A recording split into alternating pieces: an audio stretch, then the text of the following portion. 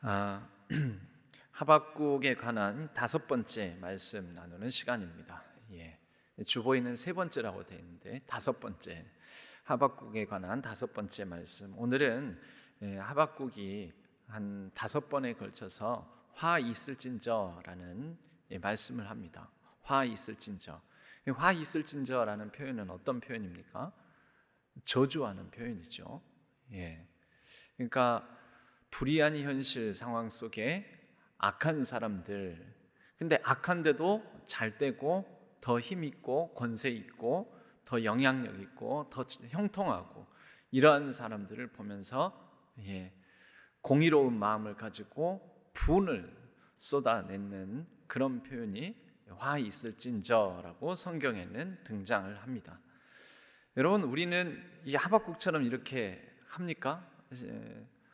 화 있을진저 하면서 좀 현대 우리나라 말 표현에는 화 있을진저 이렇게 하지는 않지만 이게 쉽게 말하자면 이런 것입니다. 상대방을 향해서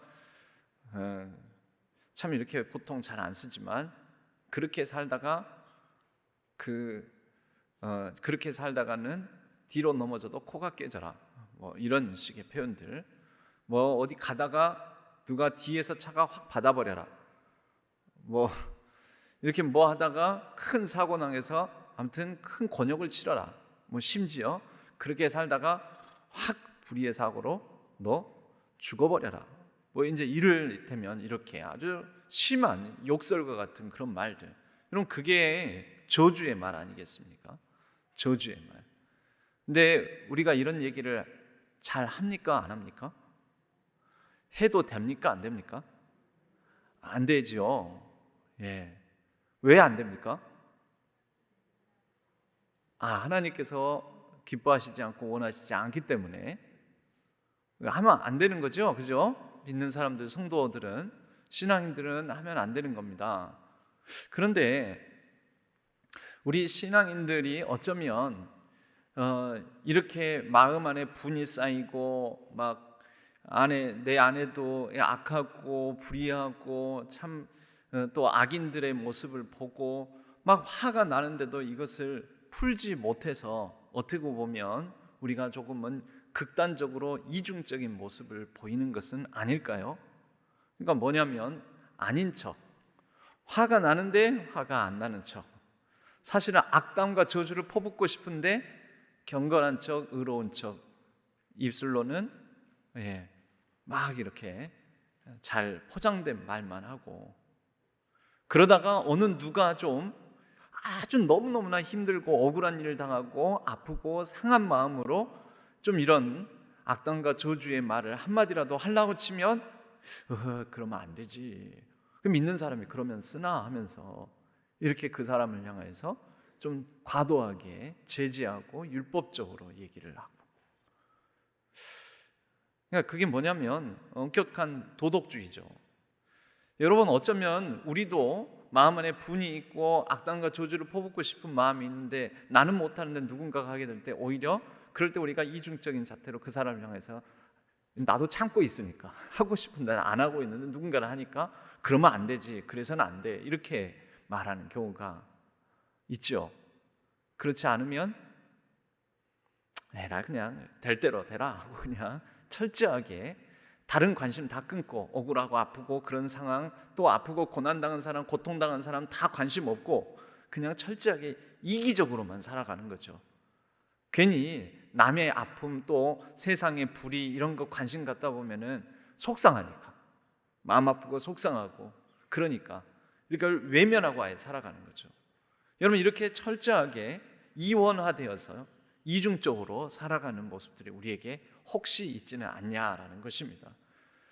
여러분, 성경을 보면 특히 하박국도 그렇지만 지금 하박국 본문을 6절부터 8절까지 이 3절만 담았지만요, 그러나 6절에 한 번, 9절에 한 번, 12절에 한 번, 또 15절에 한 번, 19절에 한 번, 총 몇 번입니까? 6절, 9절, 12절, 15절, 그리고 19절, 거기에 이 화 있을진저가 반복해서 나옵니다.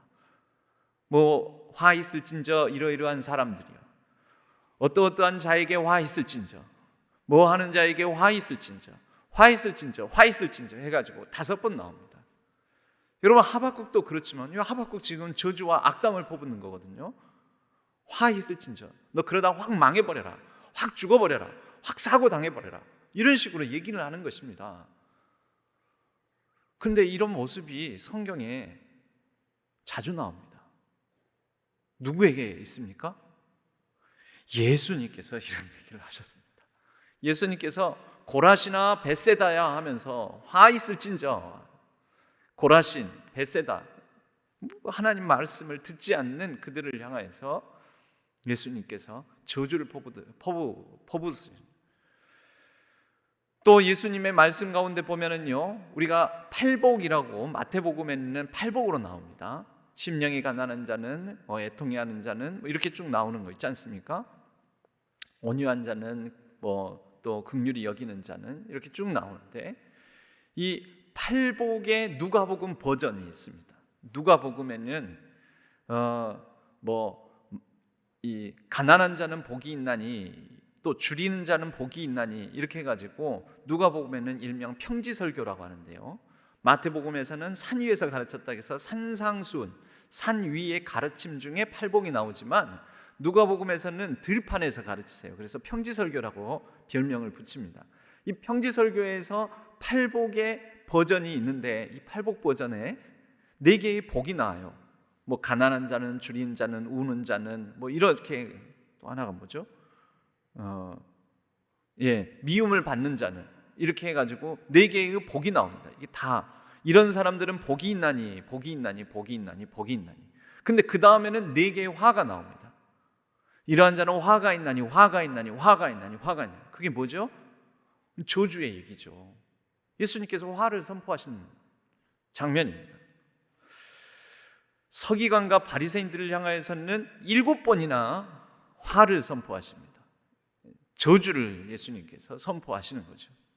마태복음 23장 13절에서 36절까지 보면 예수님의 그런 저주, 서기관과 바리새인들을 향하여서 화를 선포하시는 장면을 우리는 볼 수가 있습니다.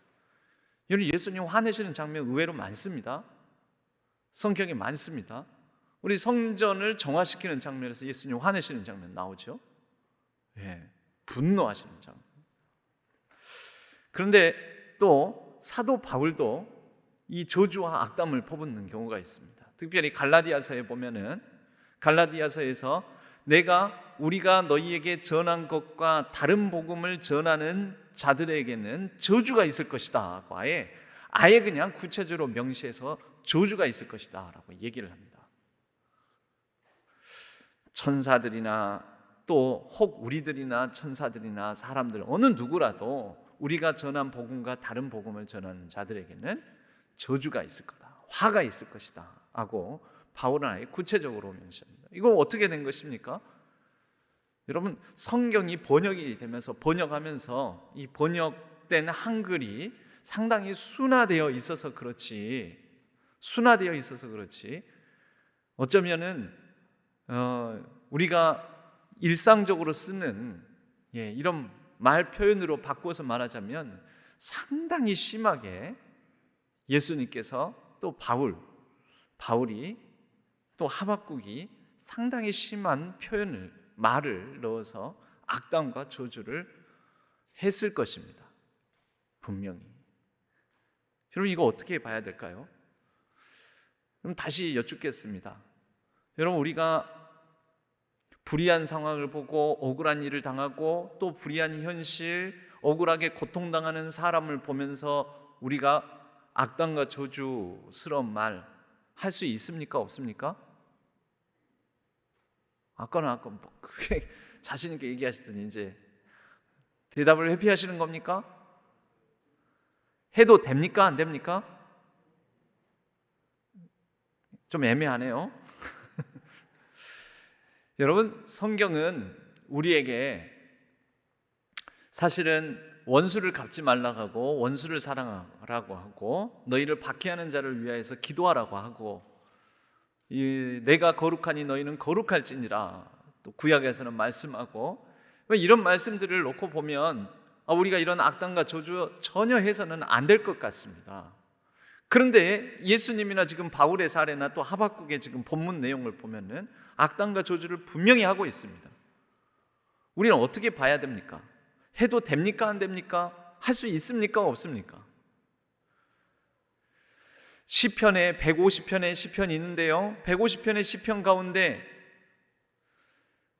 자그마치 39편, 150편 중에서 39편이면요 계산을 해보면 26%, 약 4분의 1 가량이 저주 시편입니다.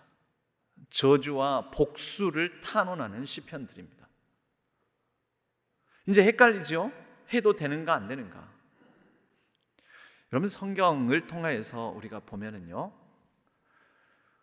우리가 어떤 분노감에 사로잡혀 억울하고 또 이 불의한 현실에 대해서 이 화가 나가지고 이런 악당과 저주를 할 수 있다라고 성경은 사실은 보여주고 있고 말하고 있는 것입니다. 그럴 수 있다, 할 수 있다. 그런데 이제 이것에 대해서 어떤 경우 올바른 분노와 저주를 우리가 표현하는 것인가? 여러분, 분노와 저주 전혀 그런 마음 전혀 한 번도 든 적 없이 생활하는 사람 있습니까? 억울한 일 한 번도 안 겪고 사는 사람 있습니까? 이 마음에서 막 욕이 이만큼 막 너무 분해가지고 욕이 막 입 밖으로 막 거의 튀어나오려고 하는 그런 감정에 사로잡힌 적 없는 사람 있습니까? 있지요. 그만큼 우리는 그런 분노스럽고 화가 나는 감정들을 갖는 게 굉장히 자연스러운 거죠. 루터가 그래서 이런 상황을 놓고 이렇게 얘기를 합니다. 왜 안 되는가? 우리가 악당과 저주, 화가 나서 분노를 터뜨리는 거, 이런 게 왜 안 되는가? 된다라는 거죠. 항상은 아니지만, 그런데 모든 일에 대해 안 되는 것은 아니다. 된다는 거예요? 안 된다는 거예요? 된다라는 거예요, 사실은. 그런데 이것을 가려서 할 필요는 있겠다라는 것입니다. 항상 안 되는 것도 아니고 항상 되는 것도 아니다라는 말입니다. 욕이 나오면 욕을 할 수도 있어야 사람입니다. 욕이 나올 만한 상황이 있으면 욕을 할 수도 있는 것이 우리 사람입니다. 그런데 이에 대해서 한 5가지로 우리는 나누어서 이런 악당과 저주를 할 수 있는 어떤 이 상황들을 5가지로 나누어서 우리는 살펴봐야겠습니다. 여러분, 먼저 첫 번째요, 이런 저주의 말을 예수님도 사도 바울도 하박국도 화 있을진저 하면서 하듯이 우리도 할 수 있습니다. 그런데 모든 할 수 있는 최선을 다한 후에 최후에 해야 되는 말이 저주의 말입니다. 여러분, 누가 잘못한 사람 있어요? 잘못한 사람 있으면은 바로 욕하고 너 잘못했어 지적질하고 비난하고 분노하고 화내고. 그런데 성경은 특히 교회 공동체 안에서 누군가의 잘못에 대해서 지적하고 분노하고 그 사람에게 벌을 내리고 징계하고 하는 것에 대해서 몇 가지 단계를 얘기합니다. 예수님께서 마태복음 18장 말씀에서요, 누가 범죄한 것을 보거든 순서를 이렇게 말씀하십니다. 그 사람에게 가서 먼저 1대1로 권하고, 그래도 듣지 않거든 2사람과 함께. 그 이유는 뭘까요? 마태복음은 특별히 율법에 정통한 사람들을 대상으로 쓰여진 복음서입니다. 그럼 2사람은 어떤 의미를 갖습니까?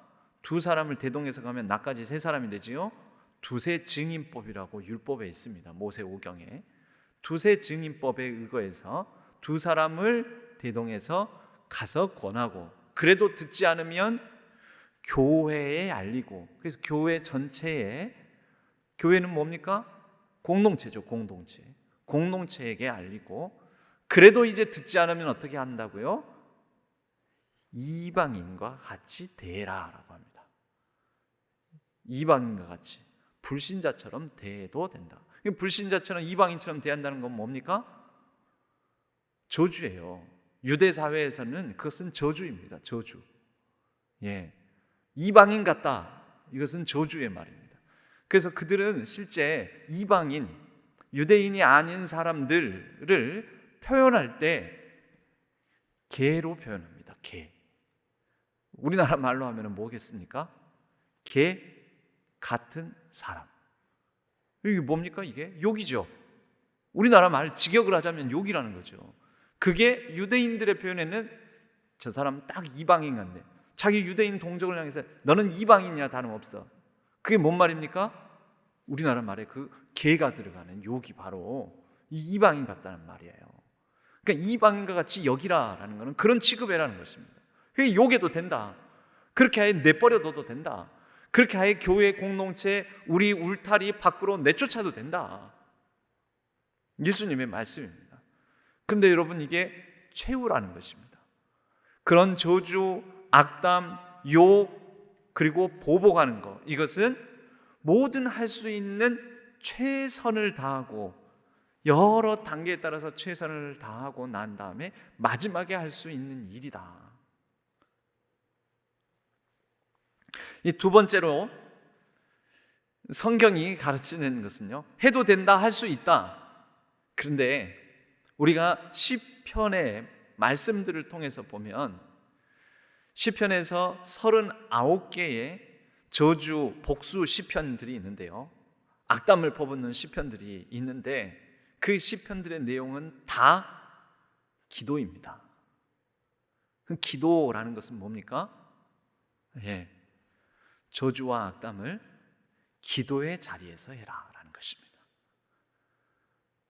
기도할 때, 그럼 여러분 기도할 때 안 하면 언제 할 거예요? 사실 우리가 사람임을 알아야 됩니다. 화나고 짜증나고 분하고 억울하고 우리 그러는 사람이에요. 근데 이게 안 풀리면 어떻게 되냐면요, 이중적으로 살아갈 가능성이 높아요. 아까도 말씀드렸지만 되게 이원화시켜서 거룩한 척하고 겉으로만 포장하고 속은 썩어 문드러지거나 아니면 위선적으로 살아가는 거죠. 기도할 때 하라라는 것이 시편의 저주 시편이 가르쳐주는 우리에게 교훈입니다. 여러분, 기도할 때 한다라는 것은 누구 앞에서 하라는 것입니까? 하나님 앞에서. 여러분, 저주와 악담은 내가 해요. 누구한테? 하나님 앞에, 하나님께. 그런데 그 원수를 갚는 일, 그 원수에 대한 저주는 얼마든지 할 수 있어요. 단 기도할 때 하나님 앞에서. 근데 그 원수를 갚는 일은 누가 할까요? 하나님께서요. 원수 갚는 일은, 복수하는 일은 나의 일이다, 하나님께 있다, 하나님의 일이다라고 하나님께서 말씀하셨어요. 신명기 32장 35절에 보면 바로 이 원수 갚는 것은 하나님의 일이다라고, 하나님께서 하시는 일이다라고 말씀하신다는 거죠. 그래서 기도할 때 원수 갚음의 언어를 하나님께 기도의 시간과 기도의 공간을 마련해서 내가 얼마든지 원수 갚음에 대한 보복의 말과 저주의 말을 할 수 있는 가장 안전한 시간과 공간을 여러분 확보하시기 바랍니다. 확보하셔야 됩니다. 그래야 여러분 삽니다. 안 그러면 비정상적으로 살아가거나 아니면 못 삽니다. 죽어갑니다. 사람은 그렇게 지어졌습니다. 세 번째는, 그러다 보니까 모든 시편들은요, 39개의 그 복수 시편들, 원수 갚음에 대한 탄원의 시편들, 저주 시편들, 그 시편들의 마지막은 뭘로 마치는지 아십니까? 다 찬양과 경배로 끝납니다. 왜요? 그 기도의 자리에서 하나님 앞에 다 털어놓고 나니 마지막에는 다 털어놓고 다 개워놓고 다 하나님께 토설을 해놓고 나니, 그걸 토설이라고 합니다. 토설. 다 토해놓고 다 개워놓고. 여러분, 우리가 이 체하면 어떻게 합니까? 요즘은 뭐 소화제 먹고 뭐 이렇게 하지만 저 어렸을 적만, 제가 초등학교 시절까지만 하더라도 저희 아버님이 직접 채를 내려주셨습니다. 밤중에 자다가도 막 잠도 못 자고 이렇게 체하면 그렇잖아요. 막 식은땀 나고 그러면은 한밤중 오밤중이라도 마당에 나가가지고 우리 아버님이 채를 내려주셨습니다. 혹시 채 내려보신 적 있습니까? 예, 그 줄넘기 끈 같은 거, 이렇게 길다는 것을 좀 잔인하긴 하지만 집어넣죠. 계속 집어넣습니다. 그래가지고 강제적으로 토하게 하는 거죠. 그러면은 그 심트림과 더불어서 안에서 이게 걸려가지고 이 위장에서 부패하고 막 그런 것들이 다 토해져 나오는 거죠. 힘들어요. 막 이게 힘든데 계속 숨을 들이키라고 그러세요. 그래가지고 그걸 한바탕 그 난리를 치르고 나면 어떻게 됩니까? 경험 있는 분들 아시죠? 편해져요. 여러분, 그 편해진다는 게 뭘까요? 찬양과 경배가 나온다는 겁니다. 이 하나님 앞에서 나의 가장 더럽고 지저분한 그 악담, 저주, 욕, 분노, 원수에 대한 마음들을 다 개워내고 나면, 토해내고 나면 편해집니다. 시원해집니다. 채증이 내려갑니다. 그럼 어떻게 합니까? 룰루랄라 하는 거죠. 이제 들어가서 편안하게 잠을 자는 거죠. 두 다리 쭉 뻗고 이제 나 쉼을 얻고자 합니다. 잠자려 합니다. 왜입니까? 원수 갚아달라고 나는 마음껏 막 욕하고 분노하고 짜증내고 다 해놨는데 그건 누구한테 다 던져놨어요? 하나님께. 그럼 이제 누가 하실 거예요? 하나님께서 하시니까 이제 나는 자유해진 거죠. 편해지고. 그래서 찬양과 경배로 끝나는 거예요. 성경의 이 시편에 나오는 39개의 원수에 관한 저주 시편들은 그래서 구조가 다 그렇습니다. 앞부분에는 막 한참 심한 말하고 막 토해내고 막 난리가 납니다. 여러분, 힘들 때에는 이게 또 우리의 그 어떤 신앙 관념 가운데 우리 말씀 나누면서 서두에 여러분, 그런 얘기 하면 안 되죠. 확 죽어버려라 이런 얘기 하면 안 되죠. 여러분, 그렇잖아요. 그게 우리 신앙 관념이에요. 우리가 가진 신앙인들이 그래서 되나? 못된 말 하면 안 되지. 이런 마음이 있어요. 근데 여러분, 분해요. 이것도 고기도 먹어본 사람이 먹어보고 욕도 해본 사람이 잘하지, 악담도 자주 악담을 하는 사람이 잘하지, 우리 잘 안 돼요. 잘 안 되다 보니까 어때요? 지저분하고 더럽고 추하고 부패한 마음들이 우리 안에는 계속 있단 말이죠. 잘못하면 병이 돼요. 영적으로도 침체할 수도 있어요. 잘못하면. 아니면은 이중적으로 돼요.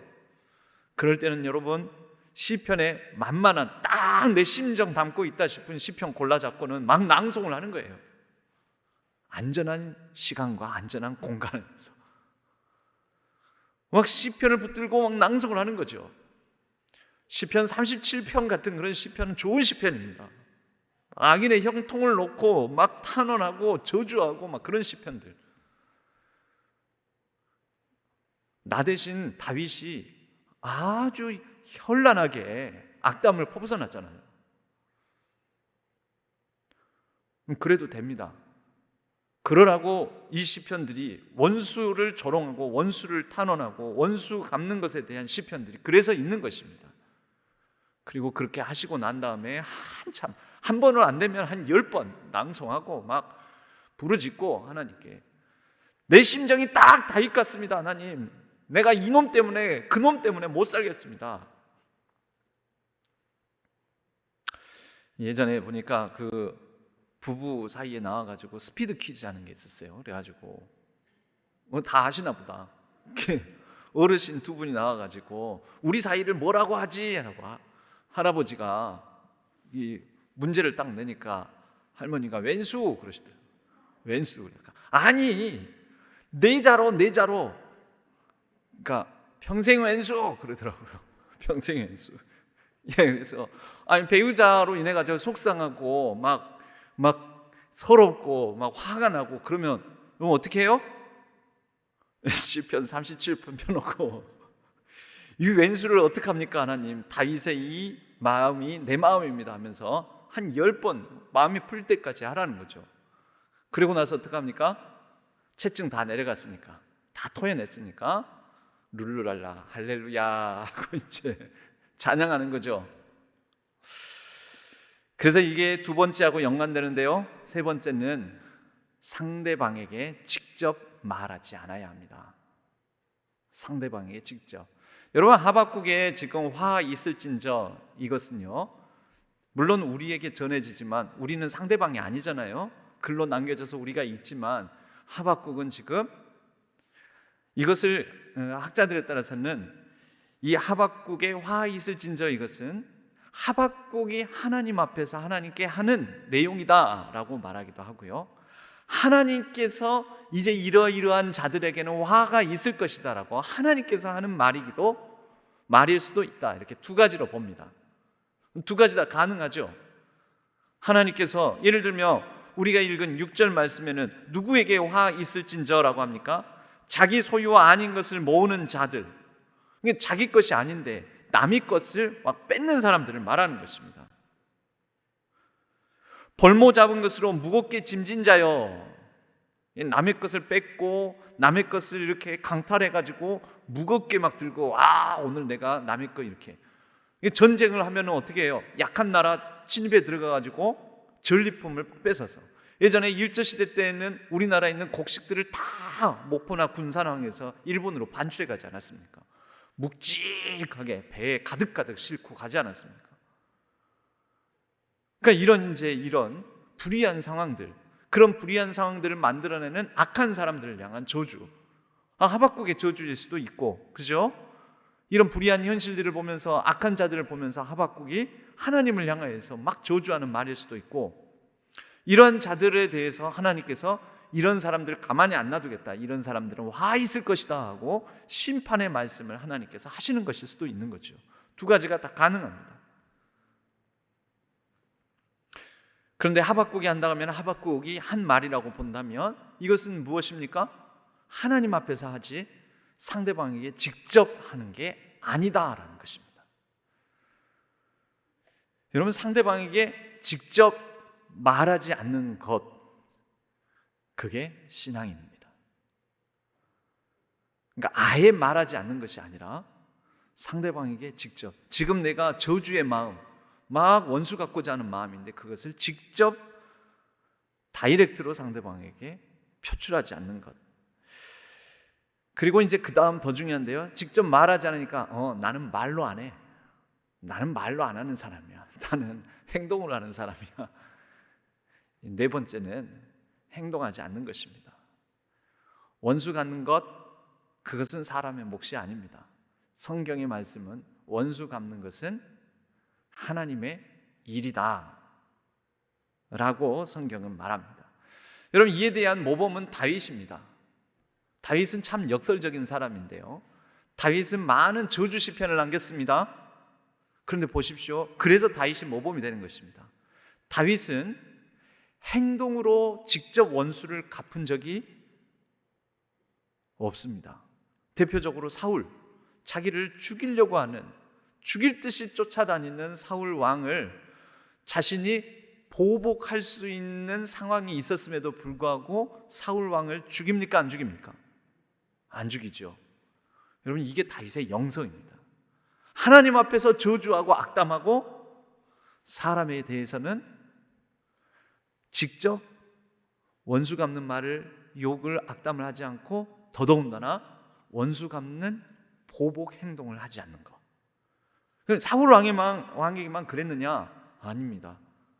자신의 은혜를 모르고 자신을 향해서 조롱하고 이 미련한 아비가일의 남편 나발을 향하여서도 다윗은 행동으로 원수 갚지 않습니다. 그리고 다윗이 막 도망 다닐 때 자신을 고발하고 사울에게 꼬질러 바친 10사람들에 대해서도 다윗은 원수 갚지 않습니다. 자신을 배반했던 후세에 대해서도, 원래 다윗 편이었거든요. 배반했던 후세에 대해서도 원수 갚지 않습니다. 자신을 과도하게 비난하고 했던 시므이에 대해서도 원수 갚지 않습니다. 그리고 자신의 아들 압살롬, 반역했던 압살롬에 대해서도 다윗이 직접 원수 갚지 않습니다. 그런데 지금 말한 사람들, 성경의 기록들은 어떻게 되어 있습니까? 다윗이 직접 보복하지 않았는데 결과적으로는 누가 하십니까? 하나님께서 다 하시잖아요. 그래서 하나님께서 하신다는 것을, 하나님께서 원수 갚는다는 것을 믿는 사람들이 우리입니다. 우리. 이제 마지막인데요. 그래서 성경에서 이 용서와 그리고 더불어서 이 원수 갚는 것에 대해서 우리가 얘기를 하게 되면, 원수 갚는 것 하나님께서 하실 일이다. 그런데 여러분, 어떤 불의한 상황에서 고통당하는 사람이 있다면 이 고통당하는 사람은 막 부글부글 끓겠죠. 그렇죠? 그 하나님께서 이것에 대해서 원수를 갚아주세요 대신 불의하게 억울하게 이렇게 한 사람, 그 사람에 대해서 하나님께서 대신 원수를 갚아주십니다. 그럼 이것은 무엇입니까? 요 사람에 대해서 하나님께서 원수 갚아주심은 이 사람으로 말미암아 큰 괴로움과 고통을 당하고 있는 저 사람에게는 뭐가 됩니까? 구원이 됩니다. 그죠? 일제의 지배를 받고 있는 우리 나라, 우리 한민족에 대해서 하나님께서 역사적으로 일제를 물리쳐 주시고 그 일제의 가혹한 통치에 대해서 원수를 갚아주셨어요. 그럼 일제가 물러났어요. 그러면 우리나라는 어떻게 된 것입니까? 자유와 해방을 맞게 된 거죠. 구원인 거죠. 그리고 이 구원은 뭐가 됩니까? 곧 용서. 지금 하나님께서 다 해결해 주셨으니까 하나님으로부터 얻은 이 구원으로 말미암아 용서의 근거가 됩니다. 여러분, 그래서 복수와 구원은 때로는 종이 한 장 앞뒤면과 같이 맞물려 있습니다. 구원은 누구로부터 나옵니까? 우리 기독교는 자력 구원을 믿지 않습니다. 즉, 내 힘과 내 능력으로 내가 구원받았다, 이게 기독교의 진리가 아닙니다. 기독교는 하나님의 은혜와 예수 그리스도의 십자가의 공로로 내가 받은 거다. 우리는 타력 구원입니다. 타력 구원. 그래서 우리는 구원받기 위해서 수행 정진하지 않습니다. 보복, 자력 보복, 자력으로 원수 갚기, 우리 기독교인이 하는 걸까요? 기독교에서 구원이 내 힘과 능력으로 내가 구원받는 게 아니듯이 내 힘과 능력으로 원수 갚는 것이 아닙니다. 내 힘과 능력으로 할 수 있는 건 뭔지 아십니까? 용서입니다. 근데 그 힘과 능력은 어디서 공급받을까요? 구원하시는 하나님으로부터. 그래서 그 구원의 은총과 은혜와 사랑으로부터, 보복하시는 하나님으로부터, 나 대신 원수 갚아주시는 하나님으로 말미암아 힘과 능력을 공급받아서 우리는 용서할 수 있는 힘과 용기를 갖는 것입니다. 마지막이 그런데 더 중요한 게 있습니다. 마지막은 뭐냐? 나에게 원수가 있다면 또 나에게 어떤 원수 같은 사람이 있다면 누군가에게 원수 같은 사람이 나일 수 있다라는 것을 우리는 기억해야 됩니다. 나에게 못된 사람이 있다면 내가 누군가에게 못된 사람일 수도 있다라는 것 기억해야 됩니다. 마태복음 말씀에 예수님께서는 이 황금률이라고 하죠. 네가 대접받고 싶은 대로 남을 대접하라. 여러분, 이 땅에도 생태계만 보더라도 얼마나 이 먹이사슬처럼 이렇게 이어져 있지 않습니까? 예, 개구리가 팔딱팔딱 뛰고 있는데 그 뒤를 뱀이 노리고 있고, 뱀의 뒤를 하늘을 나는 매가 노리고 있고, 그 매를 누가 노리고 있습니까? 사냥꾼이 노리고 있고, 사냥꾼은 누가 노리고 있습니까? 맹수가 그 사냥꾼을 노리고 있고. 여러분, 나에게 내가 누군가를 안갚음하고 싶고 보복하고 싶고 막 악담하고 싶고 저주하고 싶은 사람이 나에게 있다면, 또 나는 누군가에게 그러한 악담을 퍼붓고 싶고 욕하고 싶은 사람일 수 있다라는 거, 그것을 기억하면서 우리가 공의의 잣대로, 여러분 다윗의 시편이나 또 하박국의 이 저주나 예수님, 바울, 예수님의 말씀이나 바울의 저주와 분노를 표하는 말들이나 이것들이 다 공의의 기준으로 하는 것이거든요. 근데 이 공의의 기준의 잣대를 동일하게 나에게도 적용할 수 있어야 한다는 것이 바로 우리의 믿음이라는 것입니다.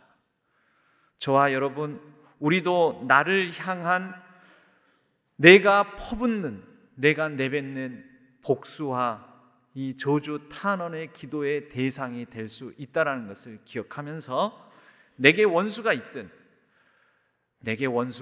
나에게도 나도 누군가의 원수이기 때문에 우리가 우리 자신에게도 동일한 공의의 잣대를 들이대며 우리가 누군가에 대해서 하나님 원수 갚아주옵소서 할 때, 또 나도 모르는 누군가의 원수일 수밖에 없는 나를 겸손하게 돌아보며 용서를 구하는 마음도 공의로운 가운데 동일한 기준으로 가져야 한다는 것이 우리 신앙인의 올바른 자세와 태도일 것입니다.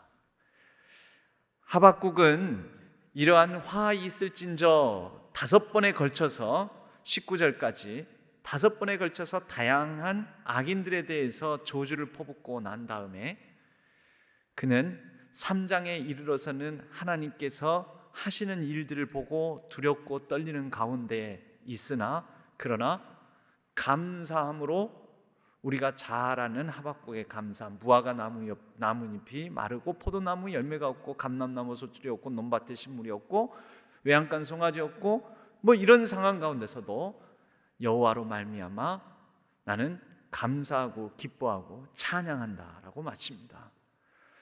저와 여러분 억울하고 아프고 마음 상하고 이런 일이 없을 수 없습니다. 우리는 다 그런 상황을 만나고 또 그로 인해서 마음이 상하고 정말 악담 퍼붓고 싶은 그런 일들이 많이 있습니다.